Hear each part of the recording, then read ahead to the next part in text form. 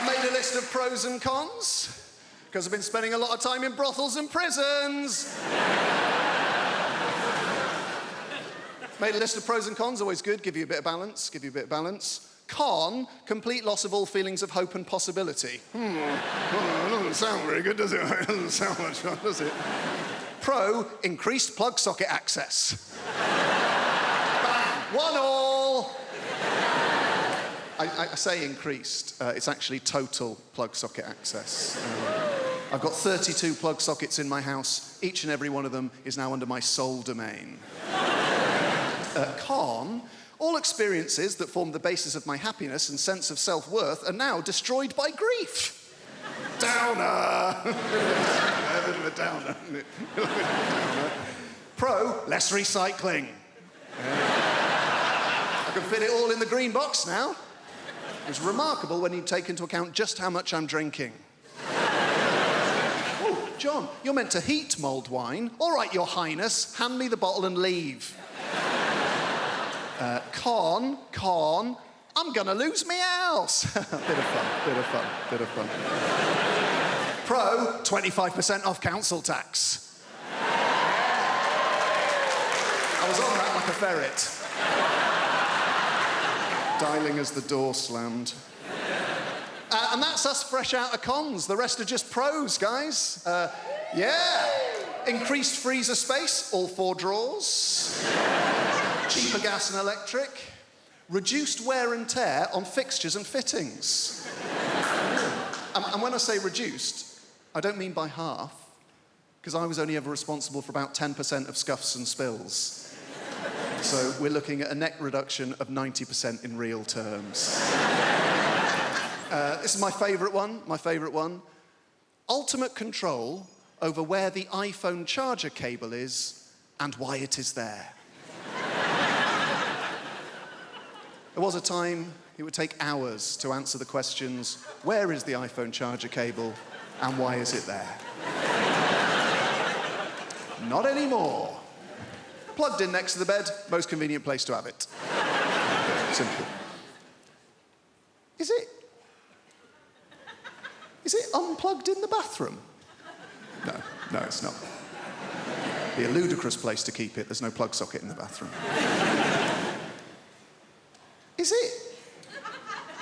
Is it in the front pocket of a rucksack you no longer use? That'll be the last place you look. That'll be very frustrating. Is it plugged in on a train we have alighted from? No. It's plugged in next to the bed because that's the most convenient place to have it. Let's lighten the mood a little bit. Let's talk about terrorism. Terrorism... Listen, one of my main issues with terrorism is simple, all right? It's got people that have known me my entire life doubting my credibility, all right? It's mad thing. And I want to let you know, all right? You guys are a little bit worried at the moment. I'll make it explicit for you. I am not a member of ISIS, all right? I'm not, okay? I have nothing to do with those people. I don't follow their ideology. That's because I've got 6 months left on my Al-Qaeda membership. I'm a lot... Where did they go? My gosh, I'm going to get some water, all right? Flip me, innit? It was a bad choice wearing this heavy-ass jacket, you know what I mean? And you know what, actually? Ooh, it's squirting all over the place. I tell you what is the biggest threat to Muslims on the face of the planet today, all right? Dehydration. We cannot carry around clear liquids in a bottle anywhere, all right? Exactly. Dying up here on this stage, dying in airplanes, stressing me out. But the thing about, listen, hey, can I pop this here? Bruv, can you have that?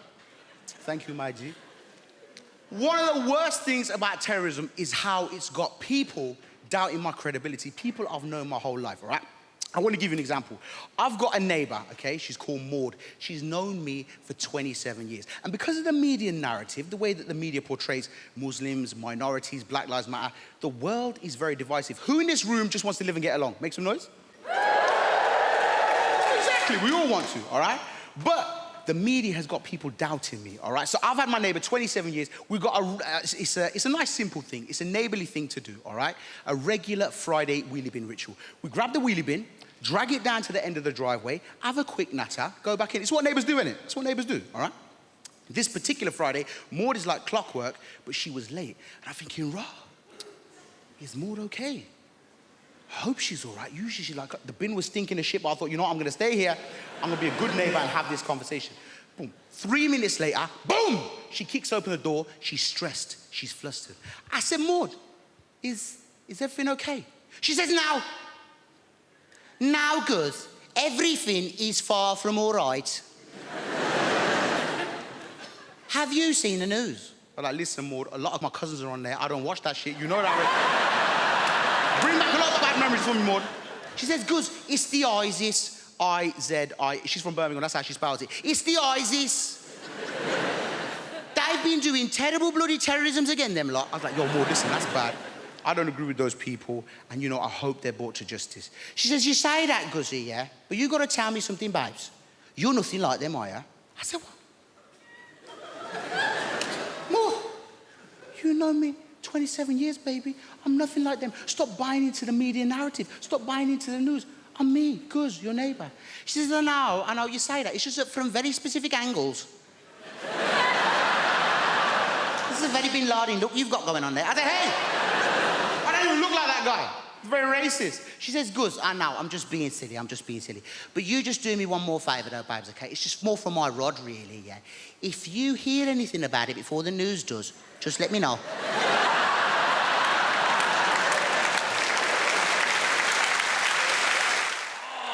Oh, we have a great show for you tonight. We have a fantastic show. Very funny comedians. I know funny. I do very funny. People always ask me who I think is funny. That's the number 2 question I get asked as a comedian.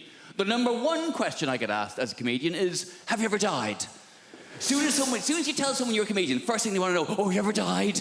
Oh, what's it like when no one laughs? Oh, tell us about the worst gig you've ever had in your life. Please, relive for me, in minute detail, the worst moment of your professional career. Have you ever really died? It's like saying to a doctor, tell us about the last patient you lost. What happened? With the family crying. I bet they were they? Yeah. People are such ghouls. It's the number 1 question. Have you ever died? Number 2 question, though, is what makes you laugh? People always want to know that from me. Who do you think is funny? And that's a nicer question. That's more understandable. You know, I make people laugh. People want to know what makes me laugh. In the same ways you might say to your hairdresser, who cuts your hair? Or you might say to someone in an Audi, who do you think drives like a cock? Same kind of thing. I like that joke. It's a short joke, it's a sharp joke, and also with that joke, I get to spot every Audi driver in the room. I can just see it there. Pinched expression on your face there. All right, no need to be like that about it. I've done well for myself. It's a very reliable machine. And the fact that I can tell you're an Audi driver by the expression on your face means technically you've just given a form of indication. So well done. Good for you. I knew you could do it. Yeah. Have you ever died? Who do you think is funny? You always get asked the same questions. That's what I don't like doing interviews. I love doing this job. This is great. I love standing here talking to you, though. But doing interviews, it's a necessary evil. It's part of the job. Having to answer questions. And I don't even like watching interviews. You'd rather watch a comedian tell jokes than talk about how they wrote them. You'd rather watch a singer sing songs than talk about their inspiration. You'd rather watch a sports person do their sport. You'd certainly rather watch a sports person do their sport. Come on now. Sports interviews can be turgid affairs at best. And then I hit it with my foot. You mean you kicked it? If you like. They're rarely interesting.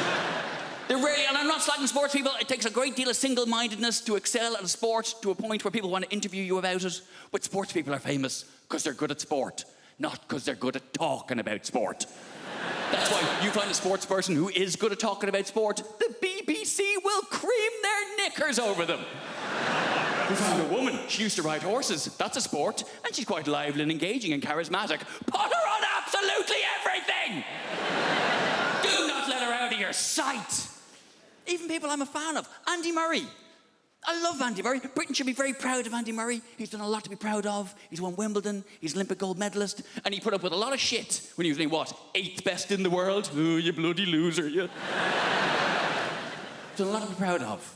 He's won Wimbledon, he's Olympic gold medalist, he's magnanimous in victory, he's humble in defeat. And he's a big comedy fan. He's been to see me live, I've met him, lovely bloke. but Jesus Christ. I cannot listen to him drone on one more time about how he won stroke lost another tennis match. I can't do it. Well, then I hit it to him, and he hit it back to me, and I'm very good at tennis, but he is also very good at tennis. Some days I'm better at tennis than he is, but I think what's happened today was he was slightly better at tennis than I am, and that's maybe why he won the game of the... Oh, for God's sake, man! I'm not very sporty, you can probably tell. I like hill walking. Doesn't really count as a sport. I like hill walking and camping. Proper camping, though. None of your glamping bullshit. Glamping. Derivation of the words glamorous and camping, where you stay in a yurt, which is more expensive than a hotel. What is wrong with you? A lot of people don't realise yurt is a derivation of the words yura and twat. A lot of people don't realise that. Going away with my wife, she does this thing, right? If you get her in an airport, I'm not allowed to have my own passport. It's embarrassing. It's embarrassing. I'm a 40-year-old man. I get to passport control. They say, you got your passport, mate? I'm like, no. I'm not allowed to carry it. Apparently, I'm not mature enough. I don't know what happens, man. The moment you get in near an airport, she becomes like some sort of Russian people trafficker. Do you know what I mean? She's like, I must have all the passports. You cannot handle passport. You are too stupid for passport. I must keep all passports in zippy clear travel document folder, huh? Alongside printout from TripAdvisor. But you may carry the bags. I'm like a peasant boy for the day. Oh, thank you, master. Thank you very much. Yes, it's a real honor for me to carry your bags, you know. 11 pair of shoes for 3-day mini break is a good idea. Yes. Maybe you will become a centipede while we are in Egypt. Who knows?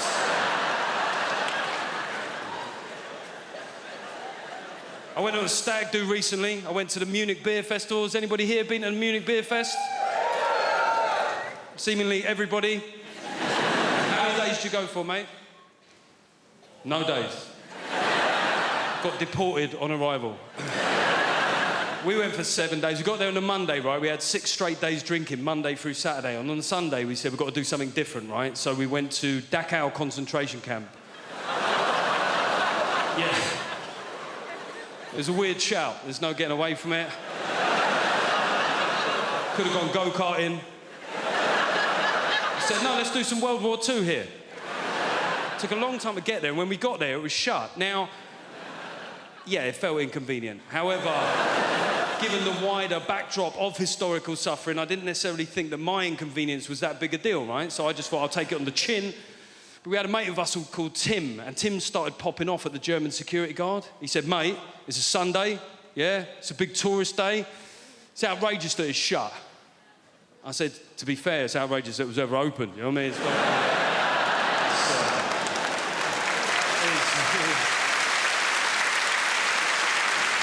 it is weird that you're making this about you, Tim, to be honest.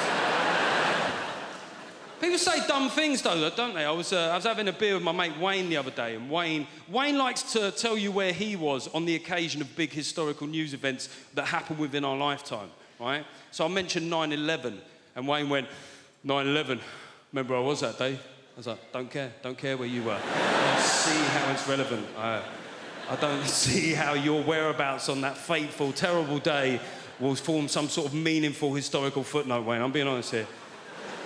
He looked hurt.